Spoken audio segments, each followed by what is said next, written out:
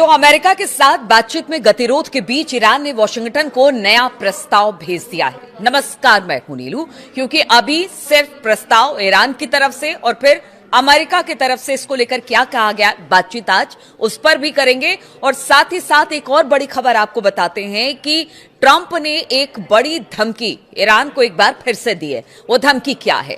तो एक्सियोस की रिपोर्ट के अनुसार इस प्रस्ताव में जो कि ईरान ने अमेरिका को भेजी है, उसमें हॉर्मुज जो स्ट्रीट है उसको खोलने और युद्ध को खत्म करने की पेशकश की गई है, लेकिन परमाणु वार्ता के बाद के चरण के लिए टालने की बात कही गई है। यानी परमाणु वार्ता को बाद के चरण के लिए टालने की, यानी कि इसमें अभी बातचीत नहीं बन रही है, इसलिए कहा जा रहा है कि फिलहाल तो इसे टाल दिया जाए, बाद में देखेंगे, इस पर बातचीत करेंगे। ईरान ने पाकिस्तानी मध्यस्थों के जरिए यह प्रस्ताव अब अमेरिका को भेज दिया है। इसके पहले की बात की जाए तो ईरान के अर्ध सरकारी फार्स न्यूज एजेंसी ने बताया था कि ईरान ने पाकिस्तान के जरिए अमेरिका को एक लिखित संदेश भेजा है, जिसमें हॉर्मुज स्ट्रेट और परमाणु मुद्दों समेत अपनी सीमाओं का जिक्र किया गया है। इस बीच अमेरिकी राष्ट्रपति डोनाल्ड ट्रंप ने कहा कि अगर तेहरान बातचीत करना चाहता है तो वो वॉशिंगटन को कॉल कर सकता है, क्योंकि हमने देखा था कि जब अब्बास आरगची पाकिस्तान पहुंचे थे और उस दौरान अब वो वहां से निकल गए और फिर बाद में ट्रंप ने कह दिया था कि देखिए ऐसा है कि अब अमेरिका का डेलीगेशन तो नहीं जाएगा इस्लामाबाद, अब जो भी बातचीत होगी वो फोन कॉल पर होगी। और इसीलिए ट्रंप ने कह दिया है कि देखिए वॉशिंगटन को कॉल कर लीजिए और अब जितनी भी बातचीत होगी वो कॉल के जरिए ही होगी। उन्होंने इस बात को भी दोहराया कि तेहरान को परमाणु हथियार नहीं हासिल करने दिया जा सकता है। यानी इस बात को क्लियर ट्रंप ने कर दिया है कि बातचीत होगी, लेकिन जो परमाणु हथियार हासिल करने की जिद ईरान लगाए बैठा है, ऐसा तो नहीं करने दिया जाएगा। और इसके साथ ही ट्रंप ने ईरान को एक चेतावनी भी दे दी, जिसमें कहा कि 3 दिनों में उसकी तेल पाइपलाइनें फट सकती हैं। तेल पाइपलाइनें फट सकती हैं, इसका मतलब क्या है? तो वो इसके पीछे बता रहे हैं कि इसके पीछे एक वैज्ञानिक कारण है। अब ट्रंप का वो वैज्ञानिक कारण भी आप सुनिए। ट्रंप ने रविवार 26 अप्रैल को कहा कि जो ईरान है, ईरान के पास युद्ध खत्म करने के लिए समझौते पर राजी होने के लिए सिर्फ 3 दिन का वक्त है, वरना उसकी तेल पाइपलाइनें अंदर से फट जाएंगी। फॉक्स न्यूज से बात करते हुए ट्रंप ने समझाया कि अगर ईरान तेल का निर्यात जारी नहीं रख पाता है तो पाइपलाइनें यांत्रिक रूप से और प्राकृतिक कारणों से खराब हो जाएगी। अब तो भाई ये किसी एक्सपर्ट से ही समझना होगा कि ट्रंप क्या कहना चाह रहे हैं, लेकिन अभी जो समझ में आ रहा है तो ट्रंप की यही बात लगती है कि अगर पाइप से वहां से तेल नहीं निकला तो किसी कारण से, प्राकृतिक कारण हो या फिर यांत्रिक, यानी कि कोई तकनीकी खराबी आ जाए, उसकी वजह से वो फट जाए। अभी तो शुरुआती तौर पर उनके बयान से ट्रंप के तो यही लग रहा है।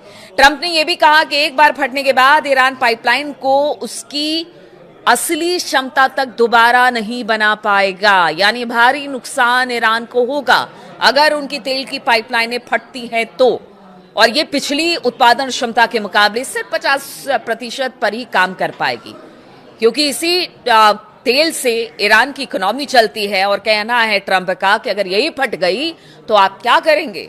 50% क्षमता के साथ अब इस पर आपको काम करना पड़ेगा अगर इसे बना भी देते हैं, और फिर इसको रिकवर करने में बहुत साल लग जाएंगे।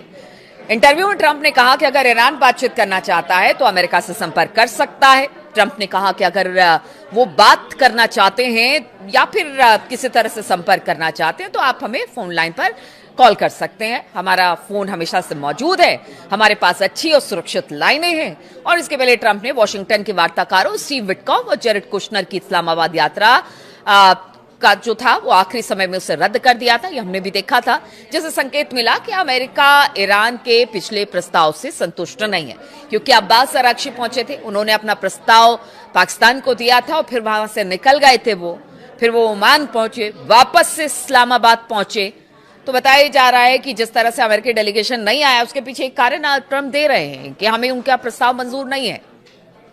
अमेरिका का कहना है कि ईरान को कम से कम 1 दशक के लिए यूरेनियम का संवर्धन रोकना होगा, यानी यूरेनियम इनरिचमेंट रोकना पड़ेगा कम से कम 1 दशक यानी 10 सालों के लिए, और अपने मौजूदा भंडार को देश से बाहर भेजने की बात भी ट्रंप ने कही है ईरान को। उन्होंने कहा है, ट्रंप ने कहा है कि ईरान की यूरेनियम को लेने के लिए बल प्रयोग की भी उन्होंने बात की है कि देखिए अगर आप नहीं भेजेंगे या बनाना बंद नहीं करेंगे तो हमें जबरदस्ती आपसे यूरेनियम छीनना पड़ेगा। और ये भी खबर आ रही है कि क्या अब अमेरिका जो है, अगर बातचीत दूसरे दौर की नहीं होती है तो क्या अमेरिका जो है वो अपने सैनिक ईरान में उतारेगा, क्योंकि बल प्रयोग की बात अमेरिका कर रहा है। लेकिन ईरान ने चेता दिया है कि भाई आप देख लीजिए, जो भी करिए वो अपनी बुद्धि के अनुसार करिए, सोच समझ कर करिए, क्योंकि इसके परिणाम बहुत बुरे होंगे। रिपोर्ट में कहा गया कि ईरान के विदेश मंत्री अब्बास अराक्ची ने पिछले हफ्ते के आखिर में मध्यस्थों से कहा था कि अमेरिका की इन मांगों पर ईरानी नेतृत्व के भीतर कोई आम सहमति नहीं बनी है। यानी ईरान में एक धड़ा ये है, खासतौर पर अगर मुस्तफा खामनेई की बात की जाए, वो इन शर्तों को अमेरिका के मानने को तैयार नहीं है कि यूरेनियम इनरिचमेंट को बंद कर दिया जाएगा। साथ ही उन्होंने कहा कि देखिए, जो भी ट्रंप कह रहे हैं कि आप परमाणु कार्यक्रम को 10 साल के लिए आगे बढ़ा दीजिए, इस पर अभी सहमति नहीं बन पाई है। इसलिए शुरुआत में ही मैंने कहा कि उन्होंने कहा कि इसको आगे देखेंगे। फिलहाल अभी जो मौजूदा स्थिति है, खासतौर पर हॉर्मूज को लेकर, उस पर अगर बात बन जाती है तो सही है। तो साफ तौर से अब्बास अराक्ची भी, और अब्बास अराक्ची को भी हमने पीछे देखा है कि बिना मुस्तफा खामनेई या फिर IRGC के सहमति के बिना अब्बास अराक्ची वही बात रखते हैं जो मुस्तफा की तरफ से बात रखने को कहा जाता है। इसलिए वो कह रहे हैं कि जो बात अमेरिका कह रहा है, ईरान के नेतृत्व के भीतर कोई आम सहमति इसको लेकर नहीं बनी है। इसके पहले अगर रविवार की बात की जाए तो ईरानी विदेश मंत्री अब्बास अराक्ची एक बार फिर पाकिस्तान की राजधानी पहुंचे थे। अब्बास का ये 3 दिन में दूसरा दौरा है इस्लामाबाद का। उन्होंने पाकिस्तान के आर्मी चीफ वसीम मुनीर से मुलाकात की। इसके पहले वो शनिवार को भी शहबाज शरीफ और मुनीर से मुलाकात के बाद ओमान गए थे संक्षिप्त दौरे पर, जहां पर ईरानी राजदूत ने बताया कि अराक्ची रविवार को ही इस्लामाबाद गए वापस से, जहां वो सोमवार को राष्ट्रपति, अब बताया जा रहा है कि यानी कि आज वो राष्ट्रपति व्लादिमीर पुतिन से यानी सोमवार को मिलने वाले हैं, मुलाकात करने वाले हैं। और ये मुलाकात फिर किस तरह की होगी, क्या कुछ सहमति बनती है, व्लादिमीर पुतिन की तरफ से क्या बातें सामने आती है, क्योंकि ईरान का नया प्रस्ताव ऐसे समय में आया है जब कूटनीतिक प्रयास गतिरोध में फंसे हुए हैं। वहीं ईरानी नेतृत्व इस बात पर बटा हुआ है कि परमाणु मामलों पर क्या रियायतें दी जानी चाहिए, मतलब किस तरह की बातचीत परमाणु कार्यक्रम को लेकर हो, इस पर अभी कोई राय नहीं बन पाई है। ईरान का यह प्रस्ताव इस मुद्दे को दरकिनार करते हुए एक 30 समझौते की राह खोल सकता है। और इस बीच जानकार मानते हैं कि अमेरिका और ईरान के बीच समझौते की संभावना बन रही है। अल जजीरा की एक रिपोर्ट के मुताबिक इस्लामाबाद के सूत्रों के हवाले से बताया कि एक फ्रेमवर्क तैयार हो रहा है जो ऐसा आधार देगा जिससे सभी पक्ष किसी समझौते पर पहुंच सके। इसमें केवल ईरान और अमेरिका ही नहीं बल्कि मुख्य रूप से खाड़ी देश भी शामिल होंगे। पाकिस्तान अभी भी उम्मीद लगाए बैठा है कि बातचीत का दूसरा दौर होगा।